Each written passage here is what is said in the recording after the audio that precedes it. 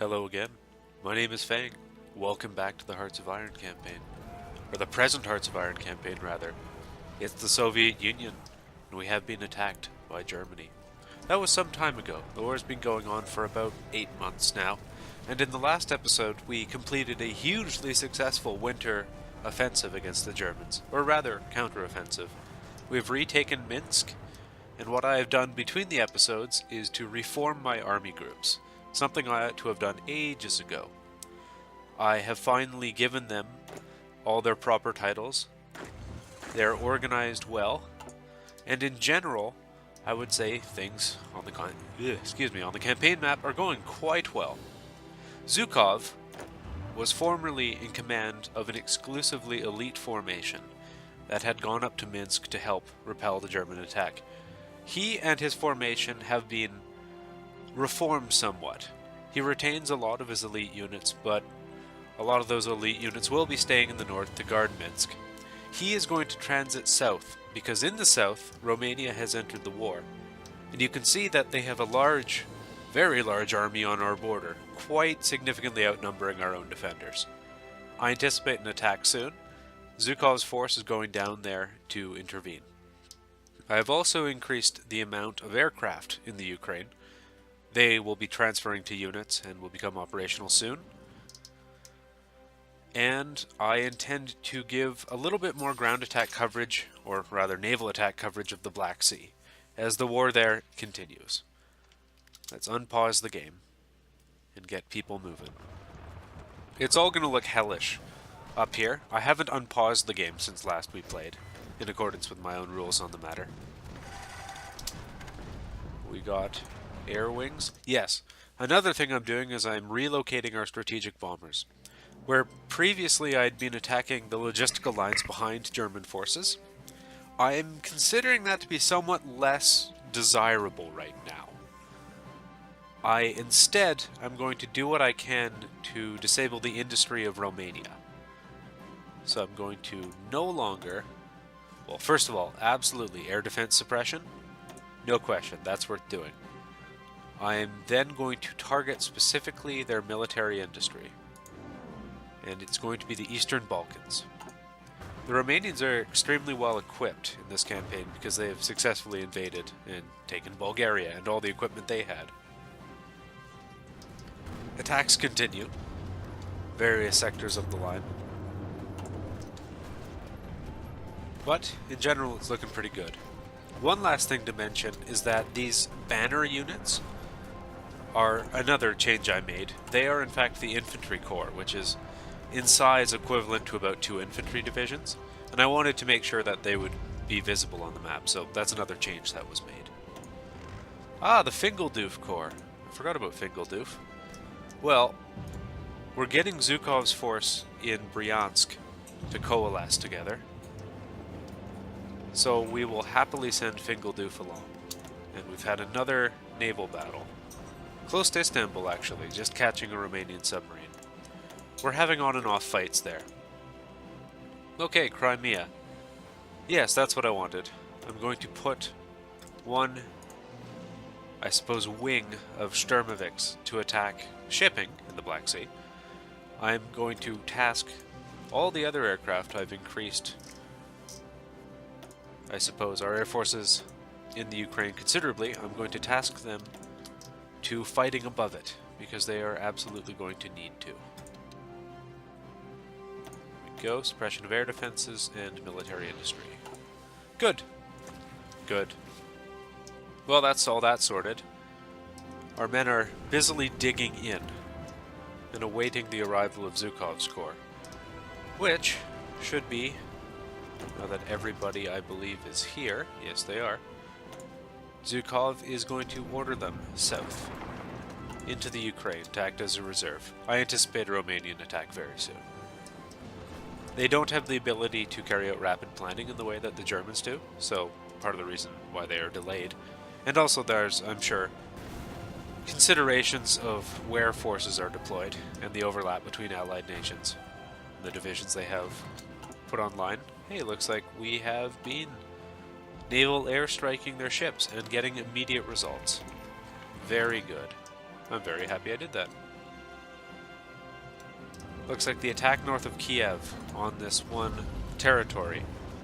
Almost on an island, actually a peninsula, in between two rivers.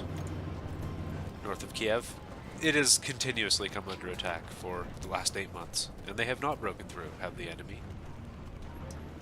I'm looking at this and I'm thinking we absolutely have plenty of reserves, and I'm happy about that. I've pulled back Stavka's reserves. I figured having them so close, that was not necessary. The danger, at least for now, has passed in the north. The German units up there are quite depleted, although regaining in strength. Moreover, we took our defensive lines back, so that's very good. So you can see that Zhukov's army group has been deprived of over half of its guard corps, which is unfortunate. But, you know, they are needed. It's unfair to have them all in one place, because that kind of deprives other sectors of the ability to fight effectively.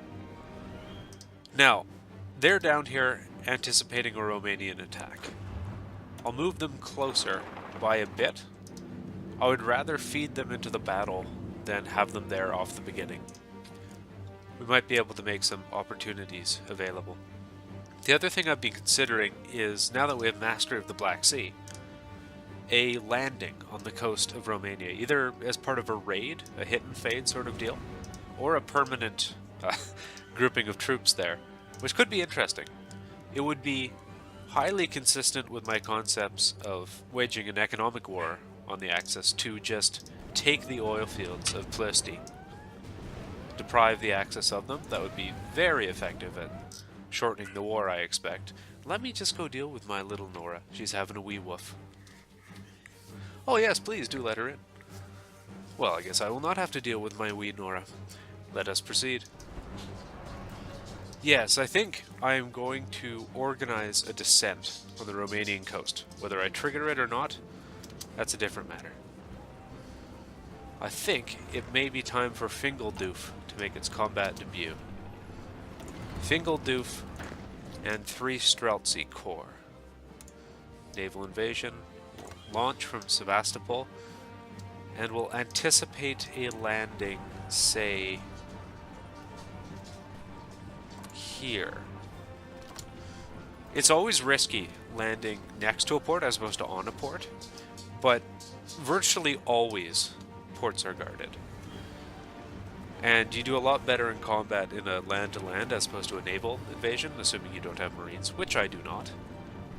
To that effect, actually, I think I will send another armored division. And looks like we got the last Romanian ship. Let me just check that. What does the intelligence report say? Yep, no more Romanian ships for now. Good, we have utter mastery of the Black Sea. Because we have mastery of the Black Sea, we can take the Black Sea fleet and we can put it back onto convoy escort, which we will be needing, definitely. Very good. More combat north of Kiev. I figure this is just going to be an area that is attacked more or less permanently. It is giving our Air Force a nice training opportunity, repeatedly strafing German troops. Ah! Happy I was looking up here. Long anticipated German attack on Minsk. We're getting some bad numbers. I don't actually anticipate they're going to get through. We're dug in, like, extremely well. Our generals are much better now. Are they going in the south too? No. No offensive there. Yes, our troops are of higher quality, our generals are of higher quality, we're dug in, we're ready, and these attacks are going nowhere. I ought to explain, actually, something I wanted to explain earlier, why suddenly our fortunes turned around so much in the north. Part of that is down to depletion of German reserves. And part of that is the fact that it was winter, and the ground froze, and so our armor could operate more effectively in the offensive. Finally, a confluence of two things happened, and both are technological, actually, so I'll open up the technology tab. First of all, we got, I think it was actually just the improved infantry equipment, which upped our soft attack across the board, and so suddenly we had that happen. More importantly, we got decryption. And decryption is an extremely important concept in this game. So, it's all about codes and code breaking. Encryption is your ability to keep your codes secure. Decryption is your ability to break other people's codes. And so we had roughly equivalent encryption and decryption ability with the Germans for throughout this war. Suddenly we got a decryptional edge and we were reading their radio transmissions, which gave us, well, both the ability to see the number of divisions opposite us, their composition, and it helped us just in combat. We got a combat modifier, which you can see here, decryption advantage. All of that happened at once, coincided with our winter attack, and that's why it went off so extremely well. So that can partially explain why it went, well, as it did. Right now, I'm waiting for Zhukov's invasion progress. He's a good attacking general. I'm happy to have him, as you might expect. I'm not making him a winter expert. I made Vlazov a winter expert up there in Finland.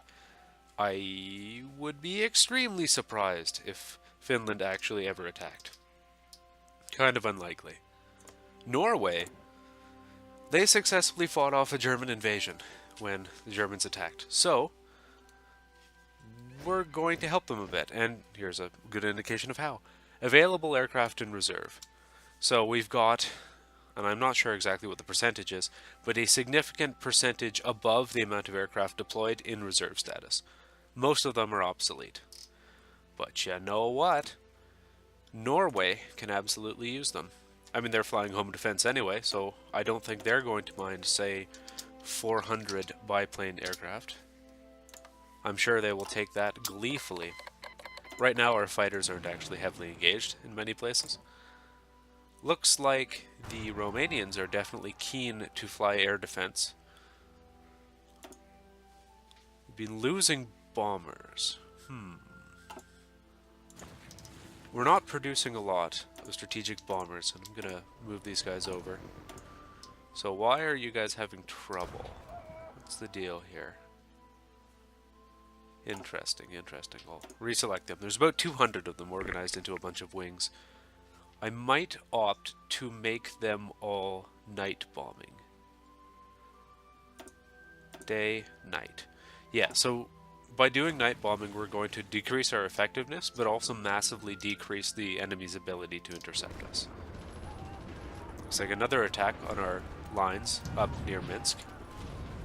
I've got Kuznetsov in charge of the Belarusian district.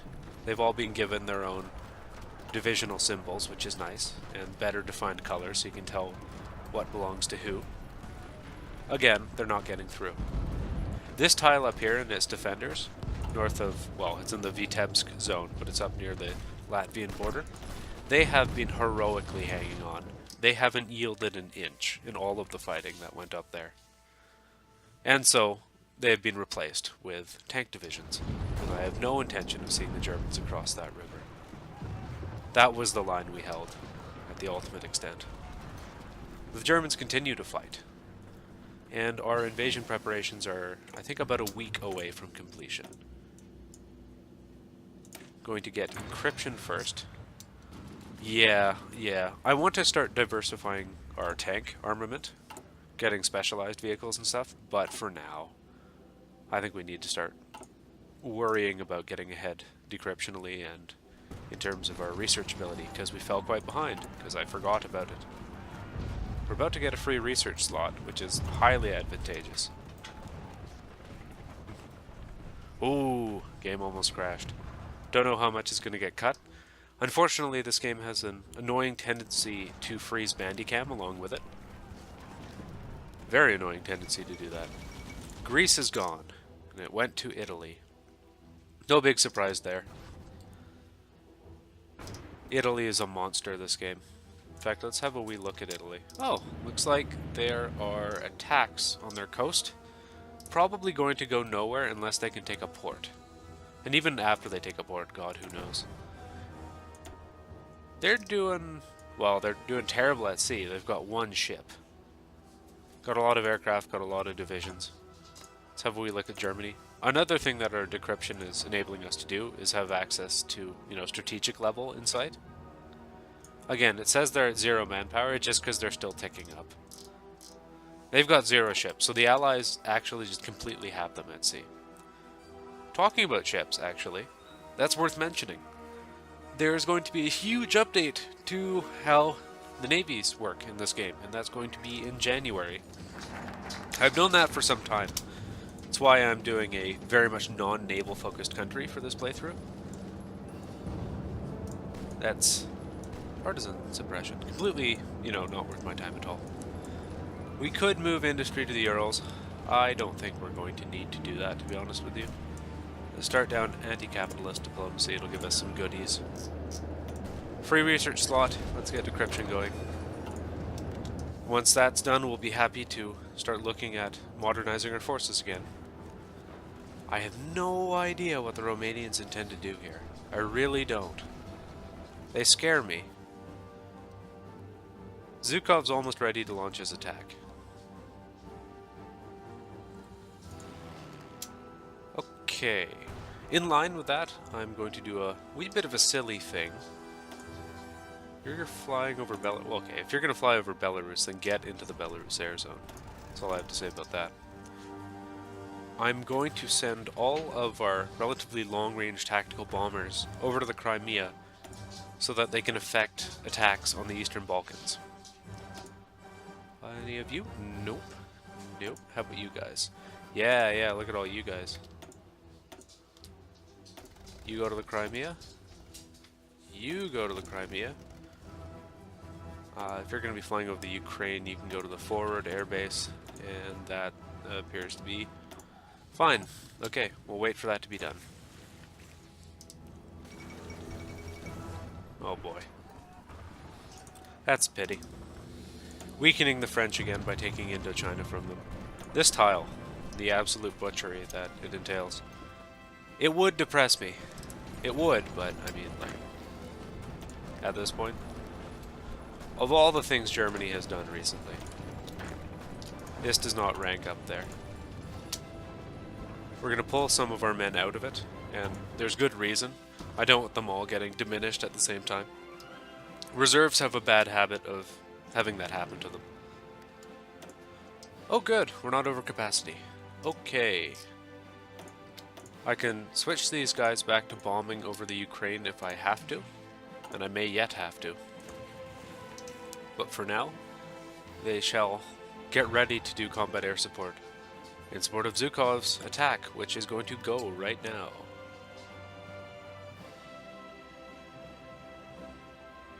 Oh dear lord. Okay. Now, I think we're gonna do a wee thing with the fleet here. We'll take a light cruiser, and we'll take 4 good modern destroyers. Ija Sovietskaya Flotilla. Sure, why not? And I'm not creating a new admiral, that's silly. Your job, you are going to be the convoy escorters. I'm going to take the Black Sea Fleet, put it on a hold objective, and get them off the coast where the attack is going to go. I want this done so that we can, well, scout them and also provide naval fire support for our troops. Oh dear, we might actually be able to take the port very quickly, and if we do that, we're actually set. Landing takes a bit of time. Oh, that's unfortunate. Okay, Air Force. Now's the time. Hit them. Cool. An Italian Alpine Division just showed up. Oh, baby. Alright. Cancel that plan. We're going to leave the Black Sea Force there for now. Fingeldoof, the Armored Division, needs to get over there right quick and take the port. In fact, send you some backup just in case the Romanians make a fight of it. Come on, buddy. Okay, we got it. Perfect. We're in supply. We are now in supply. Now the question becomes, where do we go from here? I would like to widen our beachhead to have 2 ports, although that port is, more than big enough to handle all the supplies we'll need for the army group. Am I going to make this a major operation of Zhukov's force? I think yes. We'll send Radishevsky, and we'll send, thinking, a tank division, because we still need troops ready in the Ukraine, although this is obviously going to siphon off a huge amount of the Romanian army, if any justice exists in the world. Do we go for Varna with a second port? I'm thinking no. Maybe. The most important thing about being on a hostile shore is ensuring you have a tile that is not under continuous attack so that you can rotate men in and out. To that effect, I am actually going to go one more tile south. I'm going to try to make Constanta an uninterrupted tile. So you're going back. You can go back as well. We only need one corps defending that section of line. Alright. You can go back to the Black Sea Fleet patrol route we had you on previously. Alright. I think we can send just the corps against them. I think the corps is going to be more than a match for two depleted Romanian divisions. I might be wrong about that, actually. I'll send you some tanks. We're almost there, though. If this division tires itself out attacking across the river, we'll be able to counterattack. And it looks like that's exactly what we can do. They're back in the Crimea. They're covered by a convoy escort order. We'll send them over. I like the idea of opening up a new front. Aesthetically, I suppose. And also just in general, have we been forced back? No, these are our starting positions. One downside to how I handle organizing large-scale fronts, i.e. not letting the AI do it, is that it's hard to tell when I've fallen back sometimes. Perfect. Perfect. Okay. Yeah. Alright. We'll be safe. I think it requires the occupation of all those states. I think it does. This corps is in some trouble. It's getting the air support it needs, but it's still in some trouble. Thankfully, we have reinforcements coming in right now. I don't think we have the ability to take Bucharest right now. Oh, shite.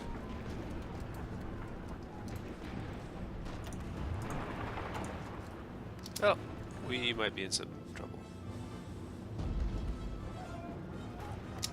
Counterattack, buddy. Guards, tanks, infantry. Retake that tile. I don't like it. I really don't like it. But I think we have to do it. We might not actually have the ability to do that. Yeah, that could be a problem. I don't know if Constanta can be attacked by this tile. If it can be, we're in a bit of trouble. And I mean, we're in a bit of trouble as it is. Engineer Company 2. Excellent, excellent. I will go Recon Company, even though I want to get on to making more tank designs. Constanta is under attack again. It will not fall. Not to these guys, anyway. We'll wait for that attack to end, and then we'll counterattack. Right. Tanks can go across the river. Tanks can advance. We'll send Radishevsky. We'll send half of our regular infantry. We've still not pulled away all the forces, all the Romanian forces on the border, which is kind of surprising to me, actually. I will keep in mind we still have Stavka reserves. 14 divisions of Stavka reserves and some more on the way. Dare I bring more units? And I think the answer is yes. I think the guards can be put to good use here. Right. We're gonna get through these guys, no problem. You don't have to go. Nah. You don't have to go. Oh dear. Fingeldoof is under attack. Let's go reinforce Fingeldoof. How heavy? You know, they've probably got it, actually. It may be time to get serious about producing light tanks again.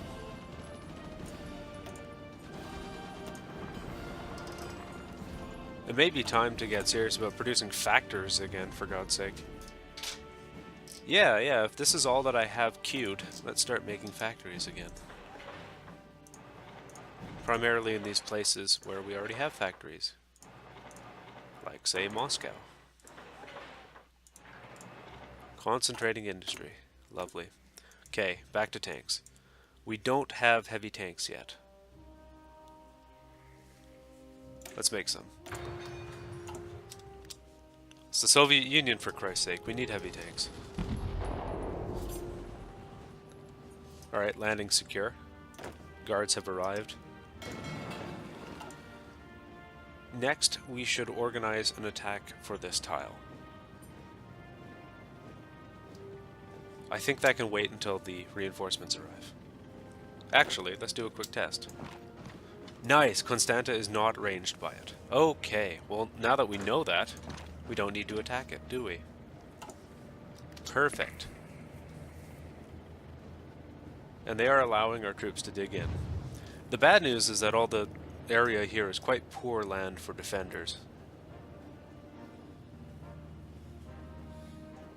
We've got, in a couple places, the advantage of a river line. That's about it. Let's do a quick test.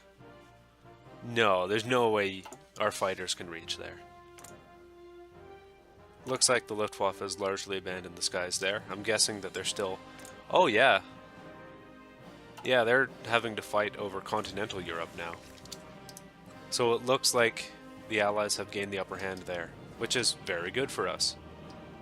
Even as the Allies are doing quite poorly on the mainland, they launched a couple of attacks. They have not succeeded. Alright, as soon as the guards arrive, we're going to consider the options. In fact, let's just do that right now. So, I wanted to deprive the Axis of the oil, if possible. And there is also an airfield there, which would enable us to base fighters quite close by. I think that's going to be our next objective. We'll move the guards up. We'll move an infantry division up. I'm thinking we'll take Fingeldoof as well. There we go. That looks more reasonable. Fingeldoof is like theoretically is our best division, I believe. Let me just check. Where are we at? Fingeldoof. Oh, it's just a 20 combat width? But it is like all medium tanks. So that's something. It is the best armored unit we have, and holy crap are they reinforcing this area. Tell you what, Stavka's reserve, the primary reserve of Stavka, can go and get ready to fight in the Ukraine. I can tell that they've diluted their forces here. I'm okay with Zhukov committing his entire force to Romania. How is he defensively? He's still trash as a defensive general. I might consider swapping him out. Maybe, we'll see. This battle has been growing somewhat. So we got 540 ground attackers, 376 fighters. That's acceptable. Yes, all of that is acceptable. And we still have the strategic bombers hitting the area, which is nice. Okay, everybody's arrived. If it is to depend on owning that tile, we're going to have to widen the front quite a bit. But I think we can do that. Let's get it started. We're going to attack up the river. Send Fingeldoof, and we'll send the guards. And see what they make of it. Not a whole lot. There are 13 divisions on that tile. And yet, I think we will get through. No, we will not. It's close, but we won't. We may have to just get ready and counterattack. This beachhead could be kind of nasty, come to think of it. Might be worth considering ways to shorten the line. Ah, well there's that attack. Thankfully reinforcements are incoming. This tile will not fall. This tile may well fall. We'll immediately send the tanks up. We'll send some infantry as support. We may lose this tile. Rapid loss of that tile, actually. It's the Italians. The Italians are kicking our ass. What a shock. We got reinforcements there. I don't know if they're actually going to stem the tide. How about you two? No. That's how we do that. Can we actually stem the tide? Maybe not. It's good that they can't get through our medium tanks. The armor. The infantry divisions of the Italians apparently are not well equipped to deal with tanks. That's fine, I guess. One of them is, apparently. Ah, so their mountaineers do have anti-tank guns. Interesting. Good, our men did arrive. This is highly awkward. All of these attacks. Guess I shouldn't be so worried about that tile. I had intended to attack, but I don't know if that's even feasible anymore. Oh dear. I might just have to admit that this is a front I cannot afford to maintain. Retreating is going to be an absolute monstrous undertaking, though. There is another idea, and that would be to fight our way back to Odessa. I will ponder this. I will catch you in the next episode. But before I do, I'll check the casualties. As always, we should. We have 146,000 of ours. Good lord, we've caused 2.5 million German casualties. 145,000 Italian casualties and 12,000 Romanian. And 150,000 Hungarian. I guess this front is really taking its toll. But I very much will have to consider how the hell we are to get these men out and or stabilize the front. At least bring good supply. I will catch you next.